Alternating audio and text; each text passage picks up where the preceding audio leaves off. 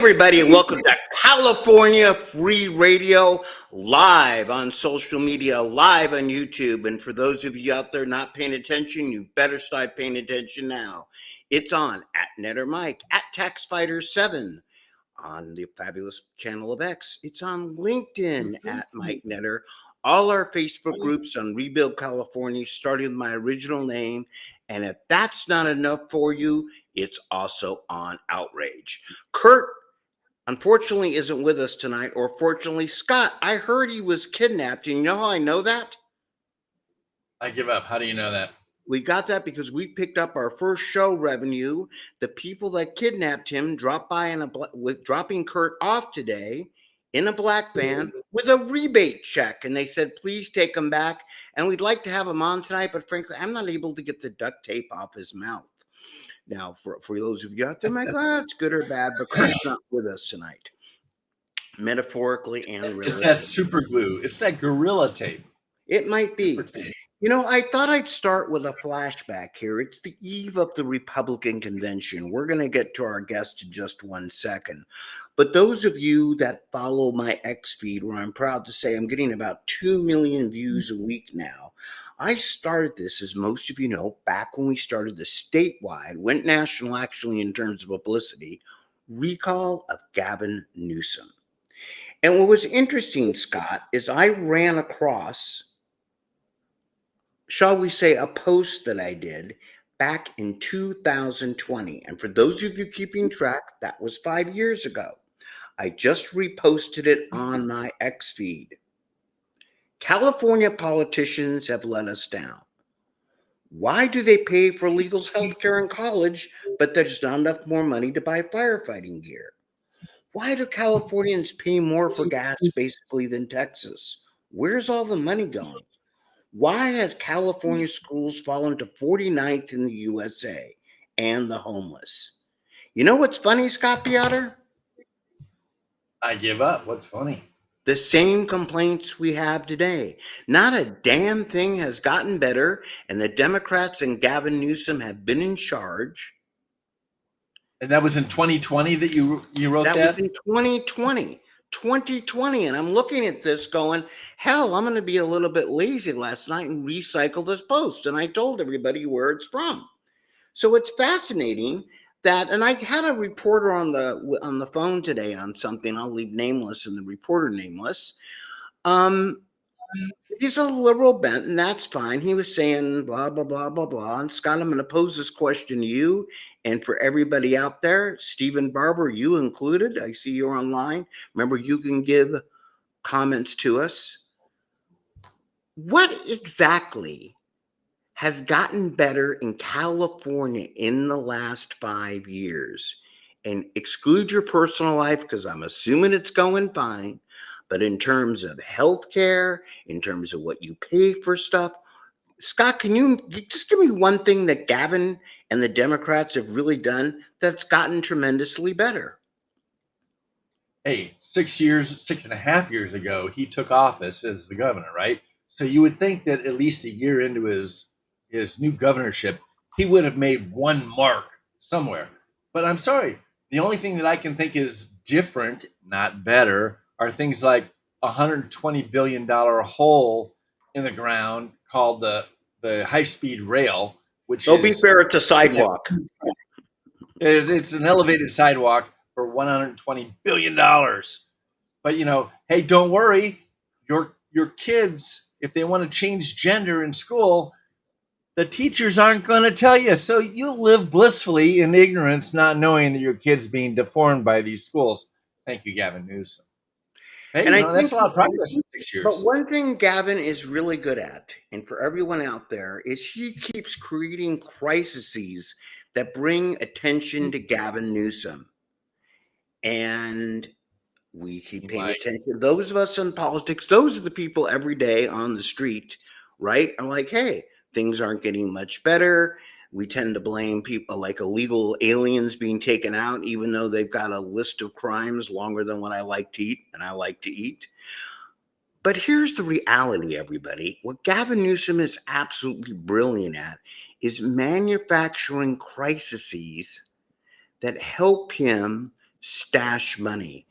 And I hate to say, Scott, I'm a little bit responsible for that because when we started the recall, many people weren't aware of Gavin and us, although we didn't get the money Gavin did, could raise money with unlimited funds. And that kind of is the crux of our. And by the way, that's a pretty short list, Scott. You have to use the abbreviated edition here. Well, I didn't want to get the type too small. Yeah, there you go. Look, what Gavin is absolutely brilliant at, or someone around him is, he's got a guy named Izzy at social, is creating things that allow people to contribute to him so he can shift money to other things.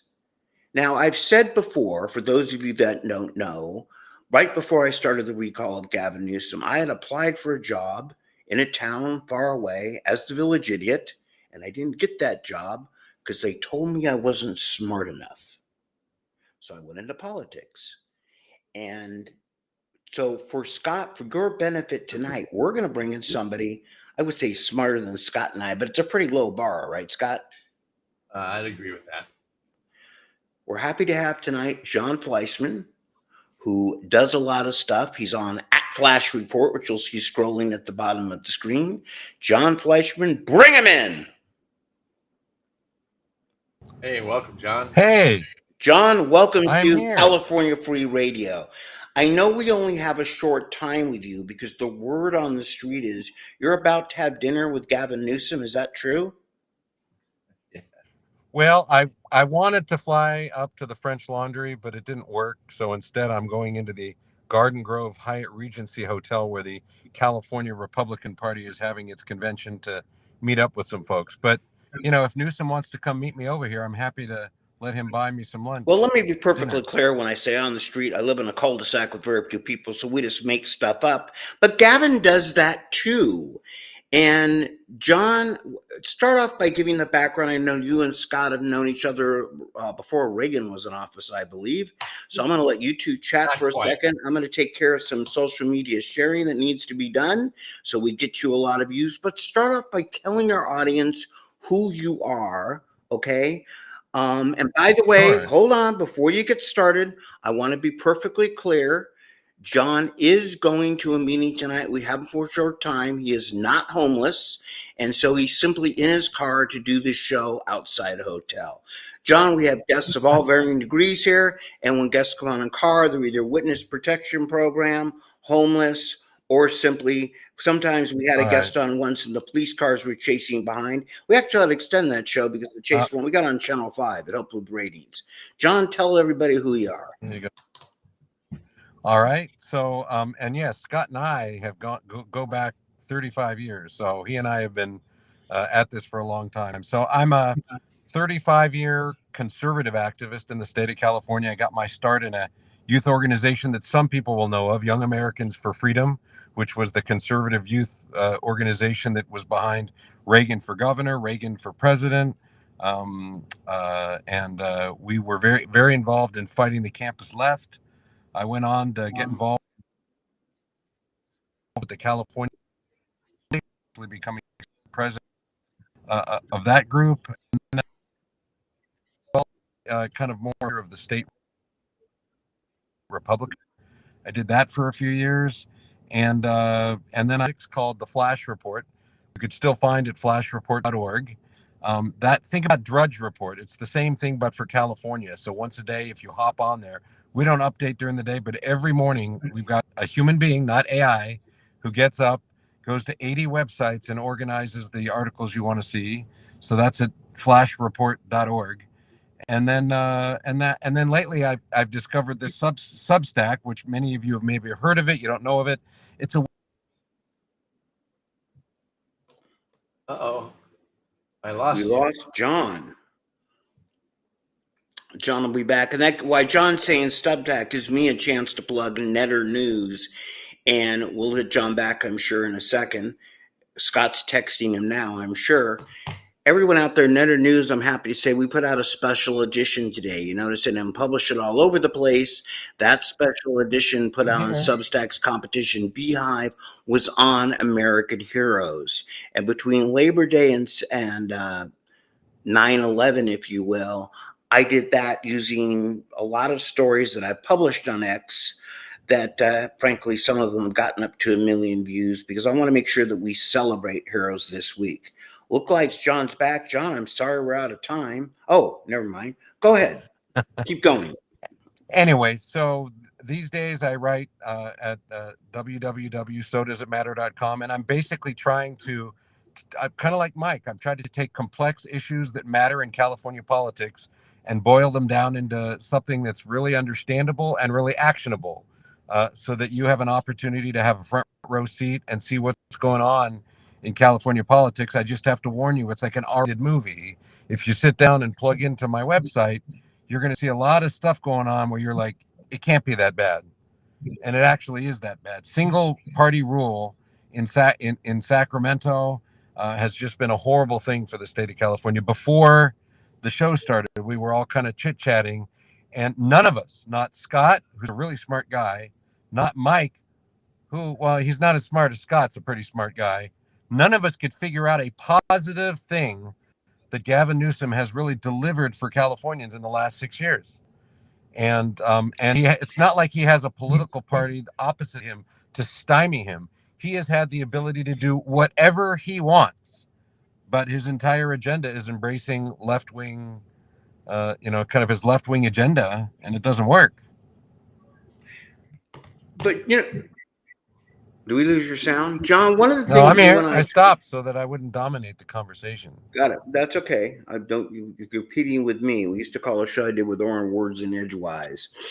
One of the things we talked about before you blocked my number was the fact that Gavin Newsom, and again, open the show, I want everybody to be aware of this, because while Gavin is out there going, it's to protect democracy, it's really to grow his checkbook. And for those of you out there that have friends, relatives, business acquaintances, I'm really sorry you're unable to talk to them or get their emails or texts for the last 2 weeks, because Gavin Newsom has been bombarding all of us with basically, here's Gavin's pitch. I need money. I need money. I need money. I need money. I need money. I'll stop right there. But that's pretty much his pitch, which, by the way, looks a lot like the Republicans' pitch. But, John, you did a really interesting piece a week ago. I put it out. I'm going to republish it again on my X feed here, talking about some of these groups that are contributing to Proposition 50.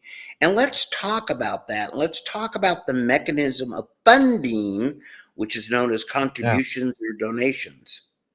All right. So what we've got here, and this is not new for Gavin Newsom, but we can use Prop 50 to talk about it.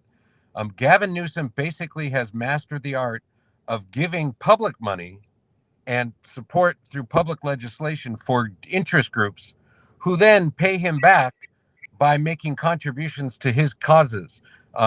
Mike, you'd know this from the Newsom recall in 2021. These same groups, they keep coming back. So if you look at the graphic on the screen, if you're watching it that way, if you're not, I'll talk you through it. But in the first 24 hours of standing up his campaign, he brought in $6 million and from 4 different entities. And it's just the beginning. The California teachers, it's more than 6 million. It's 6 million. The California Teachers Association put in $3 million. The SEIU, which is the Service Employees International Union, put in $1 million. Those are the public employee union, another public employee, state unions. The California Labor Federation, which are all the trade unions, they put in $1 million.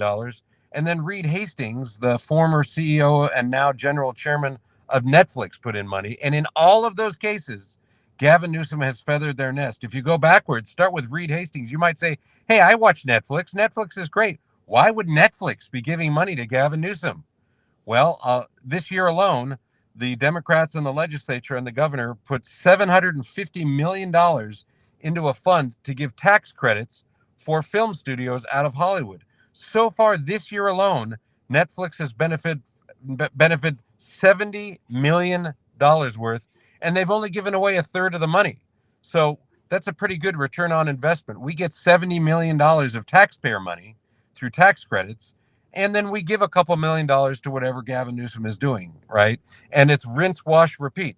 The California Teachers Association, what did they get? Gavin Newsom shut down the schools when they wanted. He reopened the schools when they wanted. Any changes they wanted curriculum. Earlier, when we were offline, Scott Piotr was talking about all these ridiculous rules that keep parents from knowing when their kids are being encouraged by schools to transition, quote unquote, their gender. That's all legislation. All the wish list that the California teachers is they get whatever they want. Here's your $3 million. The California Labor Federation, that's the private sector unions. Think AB 5, that bill that destroyed independent contracting in California. That was a gift with a bow on it to the California Labor Federation right around the time when Mike and company were qualifying that recall against the governor. And they paid him back plenty. And then, SEIU, again, every time the state workers get another pay raise, oh, we're going to have you work from home. You get to work from home. They're still working from home in most cases. And so it's a really horrible thing. And there's a bunch of others that I'm sure will be ponying up, from the utility companies. The state prison guard union always is very generous with the governor. That's a great story. Right during the recall, in the middle of COVID, there you go. The prison guards made a massive multi-million-dollar donation against the Gavin Newsom recall. And then literally a month or two after the recall was over, when their state contract was not even up, the legislature and the governor cracked open that contract and gave them big raises worth, a multiplier many times larger than the money they gave.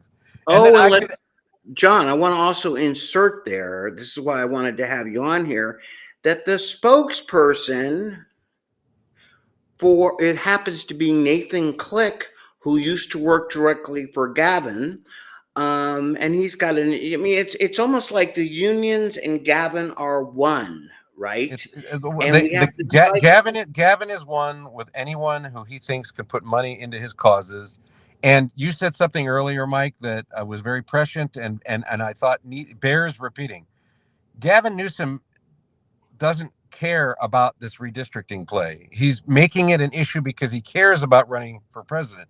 As a matter of fact, Gavin Newsom will be out of office at the end of next year.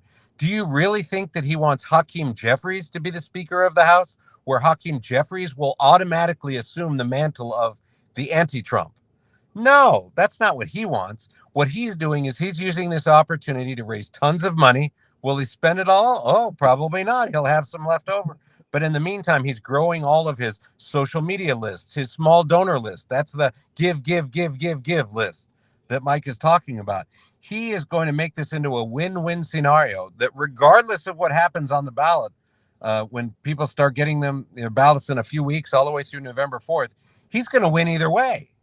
And he's going to win because this is another opportunity for him to rape and pillage and plunder and further advance his political career. And he's using all of these people for his ends. And they all seem to be willing participants, especially, by the way, the Assembly Speaker and the Senate President, who Gavin Newsom's like, hey, let's do this. Why don't you draw yourself new, safe Democrat congressional seats, which they did. Right. And so, even beyond that, and Larry, I see your comment, Stephanie. Hi, good. Thank you for sharing. The largest donor is the State of California Employees Union. But what's fascinating to me, and I want to take a step back, and John, one of the reasons I wanted to have you on tonight is explain something.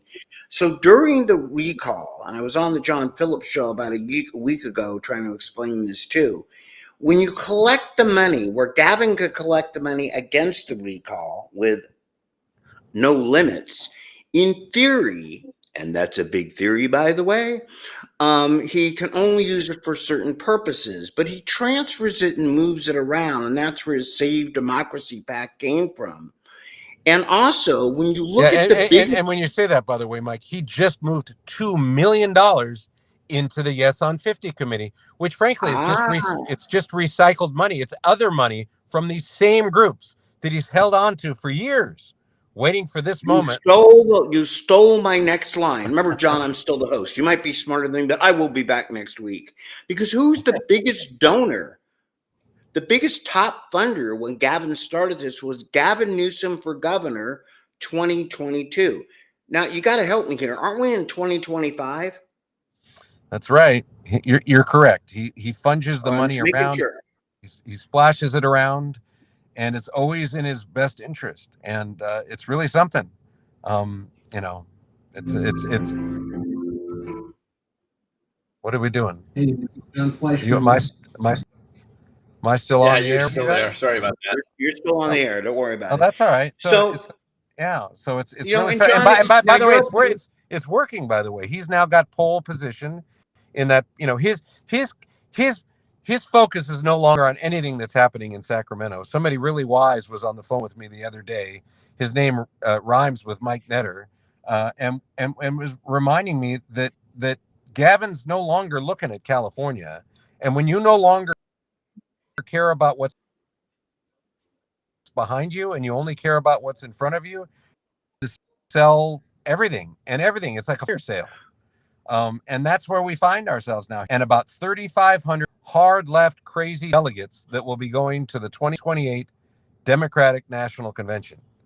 And anything, well, it's anybody interesting, crazy. John, because we've talked about this too. For everyone out there to kind of set the stage, and for most of us, when you follow politics, Gavin, and I don't want to beat this to death, but understand that at the best, okay, if everything happens the way it in theory would happen, it's a wash for Gavin Newsom. And we can go back and forth. Texas picks up 5, California might lose 5. I think at the most it lose 3. But let's put all that down.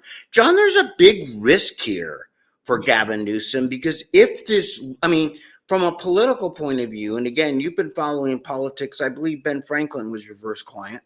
There's a big risk here. If Proposition 50 fails or cuts it close, like ask everybody, why is he really doing this? It's certainly not to defend democracy. It seems pretty evident that he's doing it for money and another reason, but I want to hear you comment first on really how close you think this election will be. You're the one that does Target Book and follow. So I would say too, the first thing to comment on what you just said, Newsom, I used to think Newsom could be a loser if the ballot measure loses, but I've really kind of been reevaluating that a bit because Jeffries taking his oxygen, and he still will have raised and spent all of this money, raising money for his cause. But and then as far as your other question, why don't you restate it so I don't mess it up here? No worry. And David, always text me or whatever you do on Facebook. I have a number of medias, how we can help expose Newsom and what we can do. What my next question really was this, okay? For Gavin Newsom, okay, the risk is a little bit high, in my opinion, politically or not. Yeah. But my statement really is as to what I think Gavin's really big problem is. And I said this on the John Phillips show, and this is what I want you to weigh in. I don't know that I ever finished it, so you haven't necessarily missed anything. The carbon monoxide is off in the car, right? I just want to make sure. Okay. So my opinion is this, okay, is that Gavin Newsom has an addictive personality. It was drugs and alcohol, might still be, might have been women a while back. But Gavin's really biggest problem, he's addicted to attention and addicted to running for office.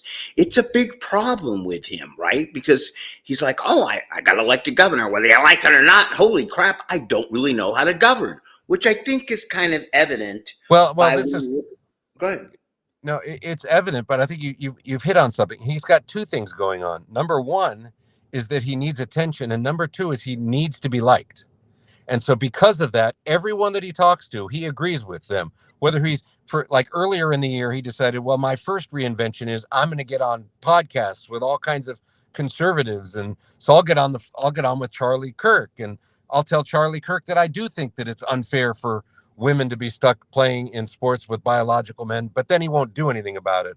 Or he'll go. Scott, what did he do about that? We talked about that earlier today. He agreed that men ought to probably not be in women's locker rooms. Right, and then he turned right around and endorsed a new CIF policy that says that men can still participate in ladies sports. And when, it's not even if, when the guy wins, well, then the next place setter, if it's a girl, she can come up to the podium and share a gold medal with the guy.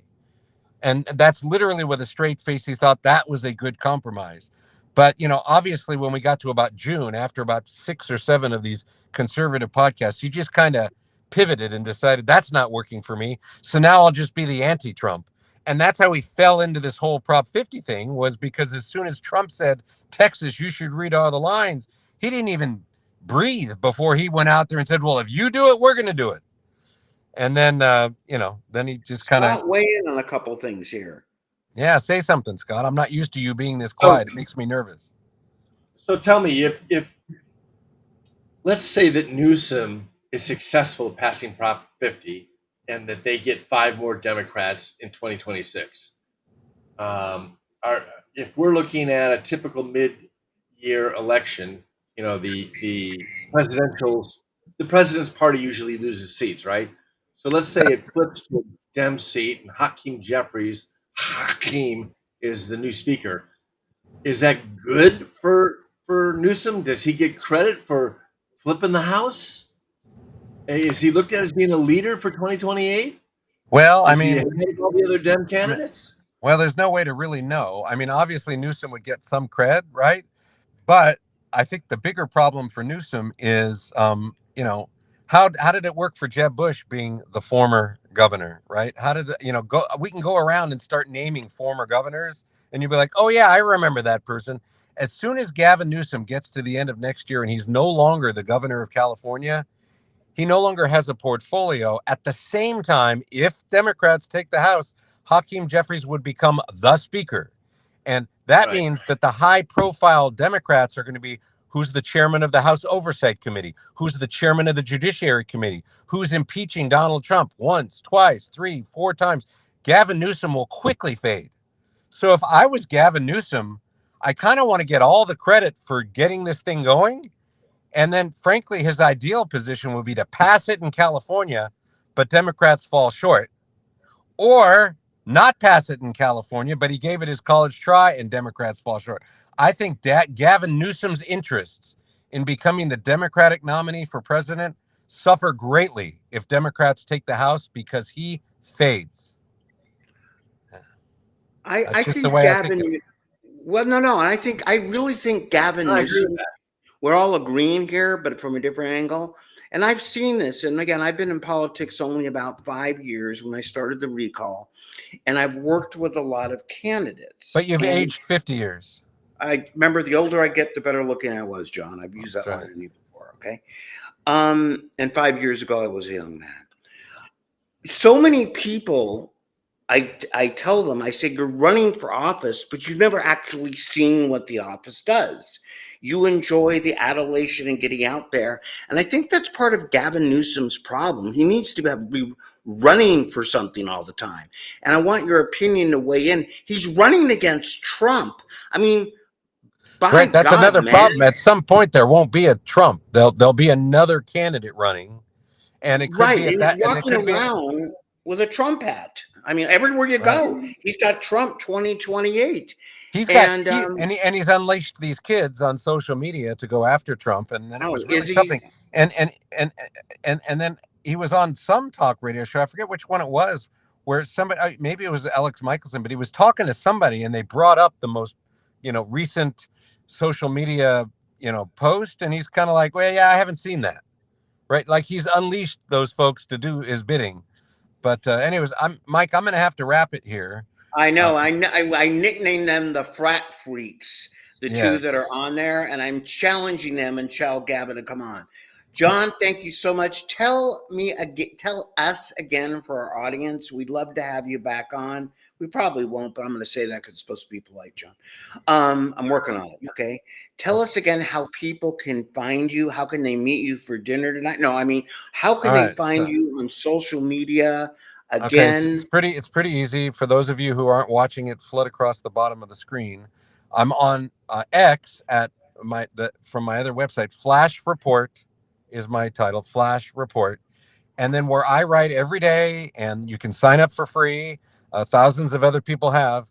You just got to go to sodoesitmatter.com, because our theme is we're only writing about the things that matter. So sodoesitmatter.com is the place to go, and I would encourage everyone to also follow Scott and to also follow Mike. These are smart people who I've known Scott a lot longer. Mike is a relatively newer friend compared to Scott. Both of them have forgotten more about politics in California than most people will ever learn. So, And I want to tell everybody out there, when you want to dig deep, and by the way, get a good visual put out there every day, and I put out my newsletter once a week, sometimes 2 or 3 times. John Fleischman is, like James Brown was the hardest working man in show business. John Fleischman is the hardest working man in politics, and he's going to leave the show just like James Brown. How did James feel, John? I feel good. There you go. James felt good, and thank you for coming on tonight and filling us in. I look forward to seeing you at the Hyatt, and everyone out there. John Fleischman, the Flash Report. Remember, it does matter, and that's why you need to pay attention. John, go about whatever the hell you're doing tonight. Tell Gavin I said hi, and he owes me $20 for that hat. You got it. All right. Yeah, John's just so full of information, it's hard to get it all out of him. Well, it is, but it's interesting because I had talked to him, and when I saw this to begin with, Scott, and I really want to pound this home to everybody out there, it's about money. And I know we say politics in general is about money, but look, I'm signed up for the Democrats' emails and texts. I don't donate to them, but I get them every day, and I have a lot of people I know are sending them to me, and their entire theme, where the Republicans' theme seems to be, no on 50. Gavin's entire theme, he's doing he just got, we place media ads, etc. And he just got in like $8 million or something from the aforementioned people. Yet he's sending out an email today. We need money. We just burned all our money on the TV ads that we put out, which of course featured Gavin. And you're like, I'm shocked, really. Go ahead. I'm doing a lot of ranting and raving here, but it just shocks me how no one is really doing the math, which is what I talked to John Phillips, John Fleischman, a number of people about. Gavin has got a 6-week run here in this campaign. There's going to be a lot of leftover money. It's not, I know everybody says tons of money. Go ahead. Let's look at the logistics on it. The ballots get mailed statewide to every single stinking voter like October 1st. Okay, so we only have literally 26 days of campaigning before people start voting. And so, what is he going to do to burn through $100 million? That's what people are projecting that Gavin's going to be able to raise. And what do we have on our side? Well, let's see. We've got who is the big promoter? We've got Charles Munger, Arnold Schwarzenegger, but here's my point. Earl Schwarzenegger? Arnold. I'll be back. Is he related to Arnold? The thing is, Gavin it's got a vehicle. I mean, our side will bring in plenty of money. We'll probably spend a lot of that money. We probably won't spend a lot of that money.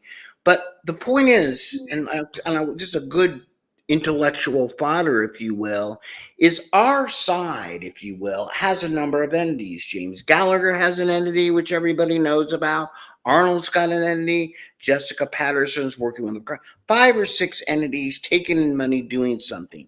Gavin Newsom has a singular entity, which is in effect Gavin himself doing this. And all that money is pouring into Gavin. All the money is pouring into Gavin. So he gets $100 million. Let's say he spends 60 of it in the next 6 weeks because voting starts on the 1st, but the actual election day isn't until November 5th. And so there'll be another 30 days of voting, but it becomes less effective as more people vote, obviously. And who knows what kind of turnout we're going to get in this kind of a special election. But he's got $100,000 or $100 million. He spends, let's say 60. He's got 40 mil in the bank. So not only does he spend 60 mil promoting Prop 50, actually promoting Gavin Newsom 2028, and he's going to have 40 mil in the bank that won't count towards the federal campaign. that he could use to go all over the country and promote Gavin Newsom while he's still not a candidate. Once he becomes a candidate, it's a little harder to use that money. So he's going to burn through that 40 mil from November, probably till next November or whenever it is that he officially announces his candidacy sometime next year. And so, this is all about Gavin Newsom in 2028. And one of the comments I see on the screen is absolutely correct. And what I want to encourage everybody out there, if you really say, what can we do? A good comment we have right now is, yeah, a forensic audit of his campaign. Okay? If everyone out there, and by the way, Wait a minute. Who's going to investigate? The FPPC. Hold on. Regulates it. All the members are appointed by Gavin. No, that's not true. The FPPC is federal. No, and it's the not. difference, hold on. FEC is I federal. get it. The FEC is federal, but this will fall under where the feds can take a look at it. Hear me out. True, because if he's using it to run for president, they have here's the thing. You don't need status. You don't need to be anybody of anything to complain if you watch Gavin's expenditures and think you see an ad, which is wrong. People did look, the ones on the left, Scott, did this during the recall. If we could actually mount, and there's a big difference here between this and a regular campaign, a massive, this is a good idea out there that I'm just forming there a bit now, right? A massive campaign against Gavin Newsom with complaints, so we knows we're watching how he spends that money. He took in $90 million against little old me, Orrin, and four rednecks, if you will, including some women rednecks. In the recall, he walked away from the recall with $25 million. He wasn't really supposed to transfer all the money the way he did, but he gets away with it because no one's really watching. And you could say who's going to pay attention, FPPC, etc. It's still the law, okay? The trouble is, and I want to dwell on this point, is enough people don't complain up front. And so by the time the investigation comes along, look at LA, look at all the people in LA, the Price is Right, okay, etc., that get indicted for bribery, etc. Scott, they get indicted, and you look at it. It was something they did back, 8-9 years ago, right? Because the complaints finally roll in, and the FPPC or FEC or somebody gets involved. But they're 3-4 years behind. We have to. Lots of us. It takes a mob mentality, all puns intended, to start watching what Gavin does with this money. Well, that's true, and Trump has appointed some good deputy U.S. attorneys like Bill Asali, our former assemblyman from Riverside, and he's the central U.S. attorney covering Los Angeles, covering most of the population of the state. So I would love to see Asali have his guys start digging into Newsom's fundraising and spending, and see if he's crossed any FEC, regulatory lines. Because, face it, look at the Democrats. They cheat. They cheat on people voting. Are you kidding? They it's almost like they read that they're Democratic Taliban, and it's in their Quran that it's okay to lie and cheat as long as they win. And as long as they win, they control the levers of prosecution and things like that. So therefore, they're safe. But heaven forbid that actually Trump does reform and he actually goes after justice and throws a lot of these guys in jail. I mean, Hillary Clinton still deserves to be in jail for both state secrets and probably 80 friends who committed suicide. There's a long list. And it's interesting. We have questions. First off, yes, Stephen, we're mad as hell too. You should be outraged. I expect to see that from you. The money he gets from Act Blue, let me explain. Act Blue is almost like, this is where it gets very complex, which in my opinion, okay, I want to throw in here why I think Gavin's doing it now. Act Blue has in effect become a money. He is taking much of the donations. They go to Act Blue. Act Blue gets a percentage that goes to the Democrats. So he's helping raising money for Act Blue. But Trump has Act Blue under investigation right now for reasons we'll probably do on another show. Scott, that also I find intriguing about the timing, where he's going to find some reason he can raise a lot of money and launder through a lot of money before Act Blue either goes away or he has to have to find a new fundraising mechanism. Everybody, this is not new. Okay, this is simply not new. Okay. The Democrats have been laundering and stealing money, see Mayor Daley go back in time, for a very long time. Gavin just happens to be one of the slickest of it. Hold on one sec here. So Gavin Newsom still has dead people vote. He still has, it would be a really interesting question. If we know we got screwed over by the census, we know that California should have lost an extra congressional seat. We can't change that until we go back to the next decade counting on the census. But Trump, I think, has the ability. I'm sure there'll be several federal judges willing to contradict this, but they were all appointed by Obama, et cetera. That he has the ability to go ahead and require voter ID for federal elections. And, if he is able to implement that by 2026 and go through the judicial challenges that he most certainly will get, California is going to be put in a quandary. They'll have to, in order to comply with the federal executive orders, they'll have to make sure that they have voter ID. And what are they going to do? Run a separate election for non-federal offices where you don't have to show a voter ID and anybody can show up? They're not going to do that in another day. So, there are a lot of other variables that are going to fall into the 2026 election, not just redistricting. Yes, redistricting could happen in November, but there are other things that can still happen. Right. It's a problem. Scott, if you could, I just text you something you might want to take a look at there.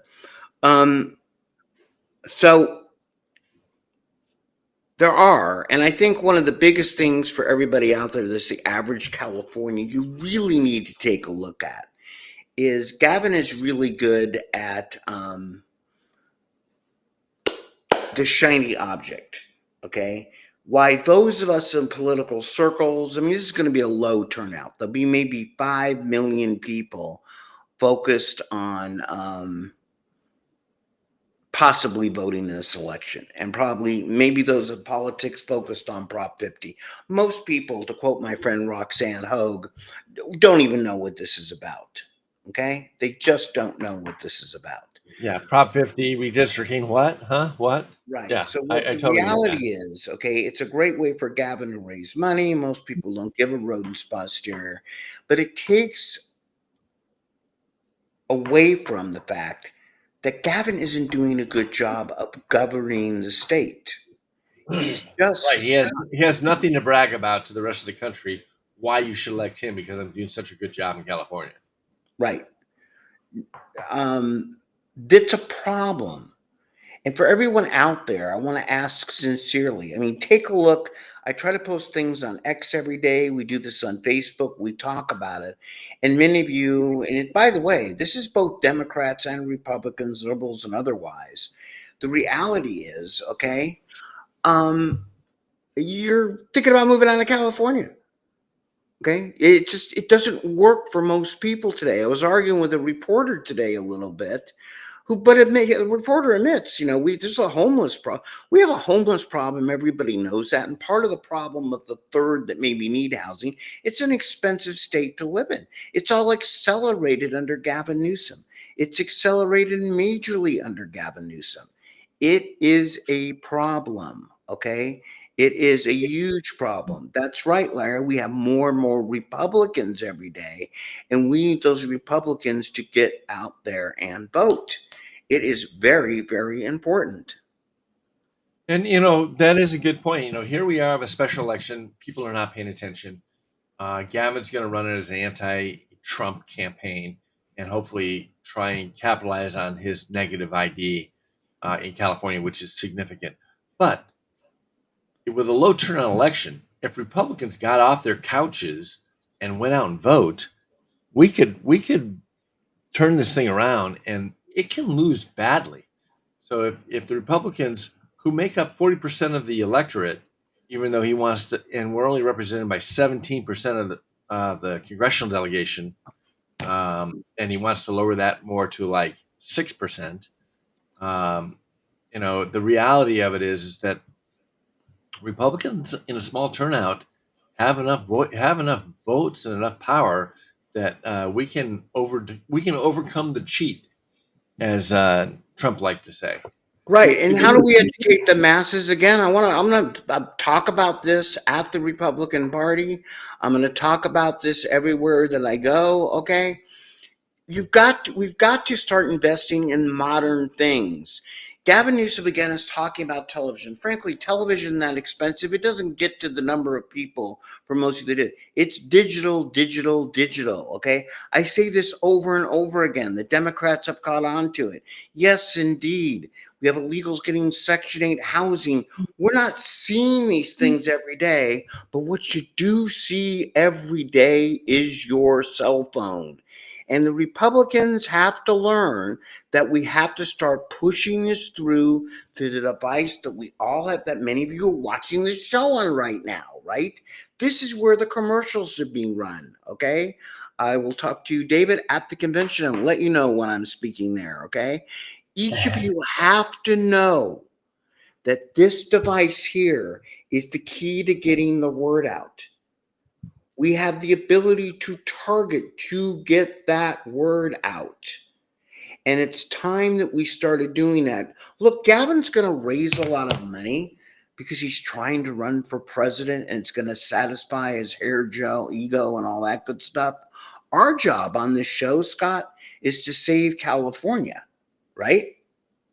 Absolutely. And like you said, not only do we have the numbers to do it, especially in low turnout, but we're starting to win the hearts and minds of people over our party. The Republican Party is growing in many states, including California.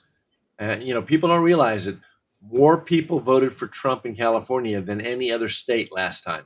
Now, it wasn't enough to overcome all the Democrat votes, but we still have huge numbers of Republicans in the state, and they're growing because the message is getting out. The Democratic Party doesn't work. Right. And I want to talk about something. Kurtz could normally give the stories tonight, but for everybody out there, I say this all the time. Okay. I get it. Gavin is smart enough, or the people, I don't think Gavin's very bright. Let me rephrase that, Scott. I think the people around Gavin are smart enough to say, make this versus Trump. And we've gone through a period where, hey, I'm not going to talk about Kamala versus Trump or this. Here's what I want to go over a little bit here tonight, okay? If you have a kid, which many of you do, or your friends have offspring, Scott, do you want that offspring simply yanked away from you and given to someone that you don't know? Heck no. And if you're sending your kids to public school, that's exactly what you're doing. Right. There's a bill up right now. Most of you don't know what it is, okay? That they I do. Okay, tell us about it, Scott. AB 495. AB 495 allows people with an affidavit, which is part of the legislation, which does not need to be notarized, does not need to be signed by parents, and allows people to have the authorization to go and withdraw your kid from school. And the parents don't need to know. The school's not obligated to tell the parents.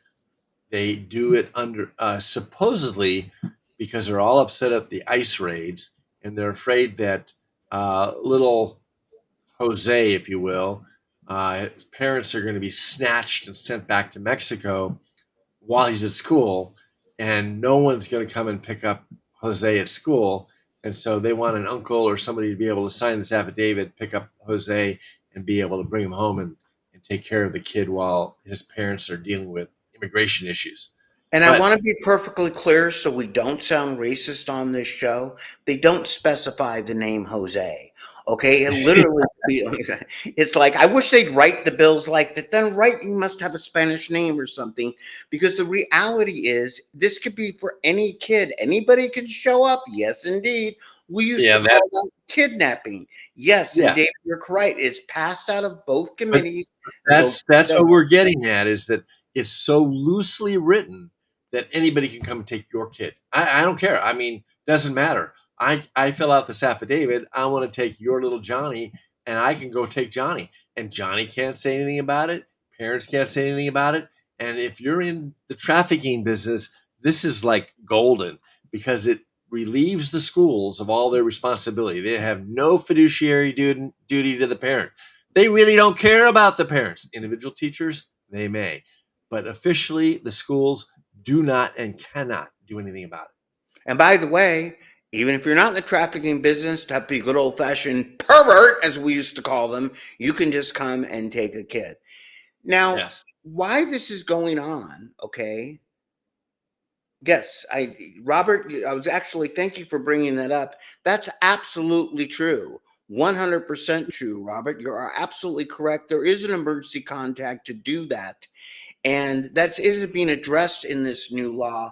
They're doing it under the guise of that if your parents are snatched under legal immigration, but you're absolutely correct. And unfortunately, most people don't follow this. Dude, that is and now we know what Robert's last name is, what it is. It's a pointy object. I'll leave it at that.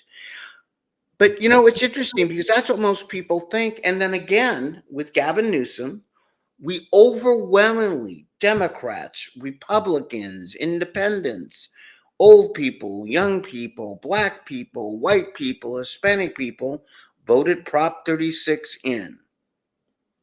And Gavin Right. Newsom could kick that off with $150 million. He's decided not to on a special election. Scott, talk about that. So Prop 36, just to remind our viewers, was the initiative that was on the November 24 ballot, just this last November, less than a year ago, which reversed what was Prop 47, which made, basically it went back and said, these crimes are crimes again, and you got to stick them in prison.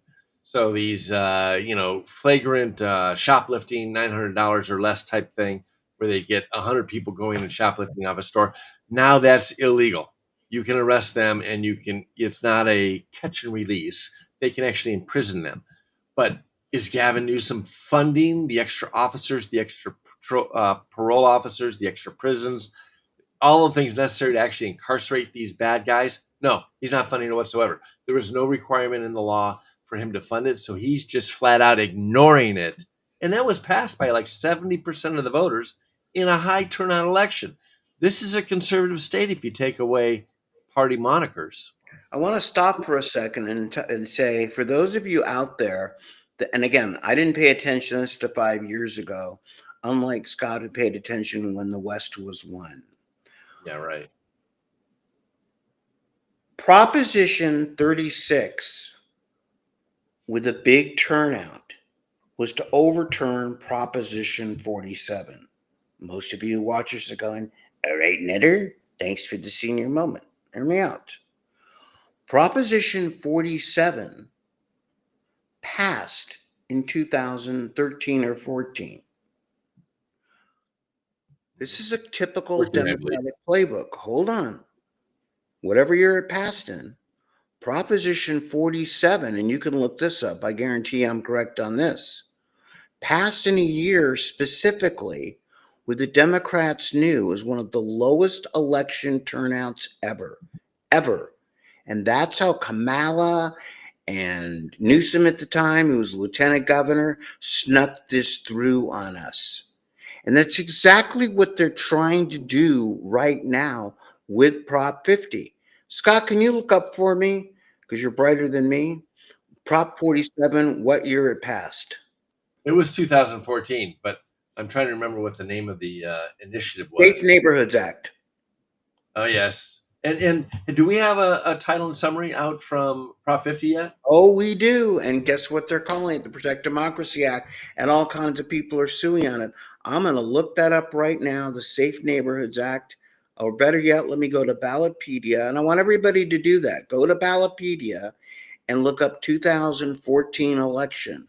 This is a real important exercise I'm asking you to do tonight. California election. Yes. So Wikipedia, its official title was Criminal Sentences, Misdemeanor Penalties Initiative Statute, and it is known as the Safe Neighborhoods and Schools Act, which did nothing to make anything safer. And Look in at fact, the totals. Look at the totals. I'm going to Ballotpedia because I'm not going down a rabbit hole here. The Democrats, by the way, the Democrats, back when these initiatives passed, actually put other initiatives on the ballot to try to keep us from having independent commissions. They're recycling old ideas, okay?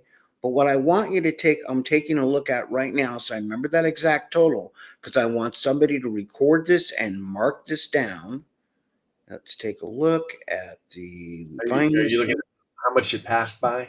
I want the totals that came out to vote for that initiative. Hold on. So total votes were 7.5 million, according to Wikipedia. Ah, ha, ha, ha. 7.5 million in a general election, correct? November of 14, correct. Okay. 7.5 million. And there are about 18 million registered voters. So that turnout was what, about 33%? Something like that, yes. Mark my words. Now, that was a regular general election.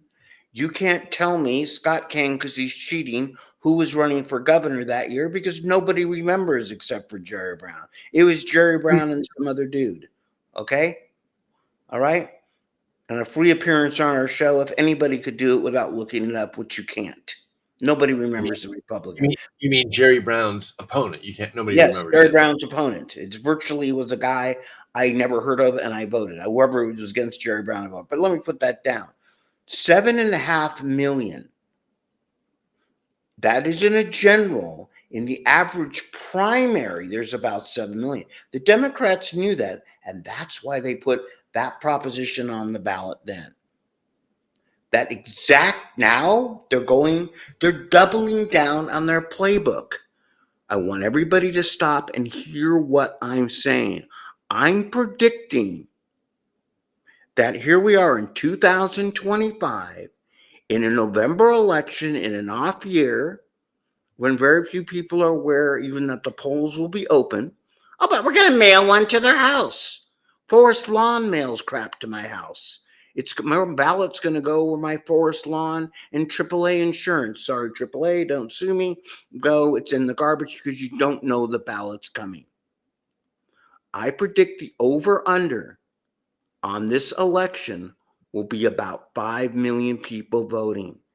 And the Democrats know, just like Prop 47, which once we had to defeat Prop 47 with Prop 36, overwhelming turnout. We have to defeat Gavin from defeating the will of the people. If you haven't figured it out yet, he doesn't give a damn. We vote in 36, he decides not to fund it. This is kind of like me giving Scott money to go buy a car, and he goes places it, wagers it on football, not caring what I gave him the money for. That is, don't do that again, Scott. So Gavin Newsom's recall was what year? That happened to be 2021. How many people turned out on that election? So That that's an one had off-year about election. 11 million turnout because that got a lot of. Hold on, 12.8. Huh? 12.8 million. 12.8 million, and that was because we actually wanted to wake up the state.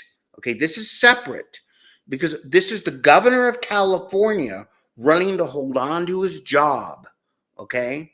And the whole idea was we need an election off year. Now what they're doing is they're running an initiative, not a recall of a governor. And by the way, the recall of Gavin Newsom, I want to remind you, Scott, we had to get at least 2 million people to sign that before that recall even made the ballot. These are apples and oranges a little bit. Now they're running an initiative that no one signed, dude. They just decided to punch it through to the legislature, and they'll be running ads against this for the 6 people that tend to watch TV. Got it? and it will be a very, very low turnout. Just like when Prop 47, dude. Prop 47 was a general election. It's different than a recall that a lot of people consciously signed and we built drama to it. Got it? This is an initiative that people have unconsciously signed. There's going to be a lot of hullabaloo about it, but most people probably already have plans for that Tuesday in November. I'm being facetious, and they're not voting. It might be 7 million. It might be 5 million, but I'm telling you, how many voted total in the recall? 11 million? 12 and a half. 12 and a half. I'm predicting a 50% turnout, a little bit about a 60% turnout of the people that voted on that for this. Boy, I don't disagree with you because this is such a arcane issue. When you sit there and say, "Hey, redistricting," people's eyes immediately glaze over. Like, what the heck is redistricting, and why do I care? Hold on. Yes, 2.1 million signatures I see in the feed. Actually 2.3, but we didn't want to spike the ball too hard. Done by the people of California, and Gavin had to spend 90 million to defeat the people of California, and he's going to spend 100 million this time trying to beat down what the people voted in independent districting. And David, the way we improve that number on our side is what we're talking about: social media, getting the word out, digital. The reality is this, okay? The recall, and I want to go down a little bit of a rabbit hole here because I want everybody to understand this. Six of us that started the recall in a room in late 2019, we kind of sat down and mapped out how we were doing it. We went to a lot of so-called experts. John Fleischman wasn't one of them because I wouldn't have on my show. And they said, "You guys are idiots." All right. And at that point, they were right. You've seen me speak. It's going to take $20 million or $20 a signature to get this done. We did it for 70 cents a signature because we knew nothing about politics. And the more you find out, the worse it gets. Right. So you had a bunch of amateurs who didn't care what the experts said, and you did it anyway. Correct. And that's exactly how we have to approach Prop 50 here. Our side isn't going to have a lot of money. Okay, we don't. Charles is going to pump a lot of money in. Gavin's going to pump a lot of money in. Okay, the things that have even changed since that 5 years ago, since 2021, is that Gavin's taken money off the top. He needs to raise a lot of money like the Republicans do, so everybody, the consultants, the TV guys get a slice. I started off saying, I really want this to sink in. And this isn't meant to be gloating, but it's true. I'm just an average dude. Okay, a little bit beyond average, let's say. I'm getting a million, 3 million, yeah, below average. 1 million, 3 million views a week on X. Most of them in California. My newsletter is going out to 6 digits every week. We're not making or processing a tremendous amount of money. What we have to do is stay on this issue, which is something else I want to jump on here tonight, is we need to preserve Prop 13. Okay. And I have to preserve Prop. There's an initiative out right now I'm promoting with the Howard Jarvis Group. Okay. And we need to preserve. Go ahead. While you're looking at that, Gavin Newsom first got elected in 2018. There were 12.4 million votes cast in that general election against John Cox, in case you're wondering who the Republican nominee was. He got 7.7 million votes. In the recall, he got 7.9 million, and there were 12.8 million that showed up. So the recall actually had more people show up, and he got more votes on that one than he did when he first won in 2018. So, people can be motivated to get out and vote if if the issue's right. And there were Republicans and Democrats that were motivated to get out to vote on that thing. And we And need to there's all I save agree prop. with all sorts of different reasons as to why the recall wasn't successful. Right. But No, there are, the different reason was the professionals took it over. We had to get the recall on the ballot.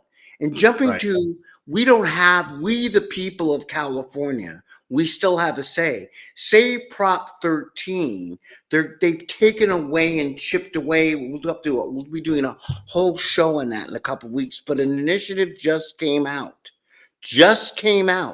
to close the loopholes that have been shoved up our posterior, that are eating away at Prop 13, that are actually raising your taxes as you go. As you know, they tried it on the ballot last year. Close the loophole. Save Prop 13, and that initiative is out right now. We need 1 million signatures for that. We need to get that on the ballot. And the power that Gavin has abusing that the legislature can put something on the ballot, raising almost an infinite amount of money for Gavin, reeks of royalty, Scott. It really does. Oh, I totally agree. Now you sit there and say close the loophole. What is the loophole? Okay, first off, the loophole is, like we talked for, fixed Prop 19, that when you inherit your parents' house, the tax basis goes up. Okay, so no longer is your tax basis stay the same. And we're going to do a whole show, and that is a big one to begin with. And there's other things that they drilled in it, but the biggest So one is this proposed initiative would reverse that. yes. That would be good. Okay. Yeah, because like you say, what happens is those guys. This is something that a whole show can handle, but it's one of those. In a nutshell, you inherit your parents' house, and all of a sudden the taxes are so high you can't afford to keep it, and you have to sell the family home, They even are if you out to want dig into your property tax. And hold on, I'm going to go on a rant. So stand back, Mr. Piotr. Everyone out there, if you haven't figured out by the Palisades fire, by all the other things happening in California, they want your damn land so they can fill it full of people that maybe you don't want to be your neighbor, building high rises, doing everything they can. They want your land. And they're going to try to take it, which I don't normally say one way or the other. No, I don't think they intentionally burned down the houses in the Palisades in Altadena, but I think they looked the other way. If you're telling me any idiot in government didn't know that reservoir was empty, I'm finding that really hard to believe. And the reality is they're authorizing right now building high rises. They want to fill them with the people that don't even pay taxes. They want your land, they want your home, and they want to raise the taxes on the people that own it. We need to save Prop 13, and it's up to us, the people of California. Gavin Newsom is coming back at us with a shiny object called Prop 50. We need to beat that down. But Scott, we need to pay attention, okay? Go to the Howard Jarvis website. Now, here's what's important to note. For all these initiatives, Gavin can just make one happen in the legislature and generate an election cycle. We, the people of California, need to have a wet signature. Do what we did in the recall. You could go print it out, sign it, and mail it in. You don't have to meet some dude at Walmart. You don't have to have somebody come to your door. You can print, sign, mail. We can exercise our rights, and this needs to be done. And that will be a whole show and answer some of your questions, how we are going to, things we're going to talk about at the convention. Back to you, Scott. So, what other initiatives are circulating right now or anticipating being circulated? Voter ID is a big one. The school choice one is going to come out. Those are probably the major three that I'm focused on. It's going to be the school choice called the CEO Act Initiative. There's a meeting about title and summary on that on Monday. That will be hitting the streets. And the teachers union, you know they have a lot of money. That's another reason they're contributing to Prop 50. They know this is coming. It's been proposed a number of times. Voter ID is certainly another one that needs to come up. So what they do is we have three battles in front of us. Save Prop 13. I always do things in threes. It's- the CID. Those are the three that we need. But right now, Scott, before we talk about the future, on the streets is the Prop 13 petition. Okay? So take it one fastball at a time. Guy that played a lot of sports, obviously not well, I'm here today, but what the hell you want? At least So Prop if they 13. wanted to sign that Prop 13 initiative, where do they They go? go to the Howard Jarvis website or go to Save Prop 13. Just key in, it just came out the other day. You're not behind the eight ball. Key in Save Prop 13. Go to @NetterMike. It is on my LinkedIn. It is on everywhere we go. Okay. We need to strike back at our government in a peaceful manner, of course. To Dude, they're gonna literally, guys, they want everything you own. Gavin is increased the budget from 186 to over 310 billion. He's bloated the size of government. They have to come after your property. They have to come after your home. They have to come after everything that you own. And they have to try to rig the elections to be able to do that. Property tax is the one thing that they can touch. And by the way, there's a lot more. We'll be doing a whole show on that in a few weeks. In Prop 13, the fact we need a 2/3 majority. They tried to 2/3 majority to raise taxes. We beat that down last year. Yep, voter ID. Why doesn't Shirley Weber take questions in meeting? David, you're smarter than that. I'm not answering that questions because she doesn't have the expletive deleted answers. She didn't have the IQ. Sorry, she's just not a bright lady, and she's in charge of our elections. It's not a good sign. Go ahead, So- Scott. Take it for a couple minutes and let's roll to the end here. The rest Voter of the ID is going to be a lot of fun. Voter ID, if it qualifies, has over 70% support amongst people. People don't like elections that are unfair. They don't like people cheating. They don't like people that are not citizens voting. And so if this makes the ballot, even Democrats in private conversations will admit they're in trouble. If voter ID makes the ballot, chances are voter ID is going to become law, which would save a lot of our elections. Can you imagine if everybody had to show their ID in order to be able to vote? We've got to say when it makes the ballot. And this is the challenge that we have today. Scott, give me one more thing you want to talk about, and I'm going to roll it up because I may just have a cardiac on the air looking at some of the feeds on Gavin here. Go ahead. So, Prop 50, just to conclude or wrap a bow around this, this is Gavin Newsom's power play to raise money for his presidential race, and he's using this as an excuse. He's buying off certain members of the Assembly and State Senate because he's actually carving districts for them to run for Congress so that if Prop 50 passes, they'll be able to run for Congress and move up the professional political ladder. This is when the politicians are choosing the voters rather than the voters choosing the politicians. You get one party rule that is screwing over the state, and they don't know how to run anything. They can't make the buses run on time, and they sure as heck can't get the police to enforce the law and actually put criminals and bad guys in jail. But hey, if you like that kind of thing, Prop 50 is going to help cement that for years in the future. But if you actually want to change, you actually want to see criminals in jail instead of on your streets, in your neighborhoods, creating crimes in your neighborhood, then you need to vote no on Prop 50.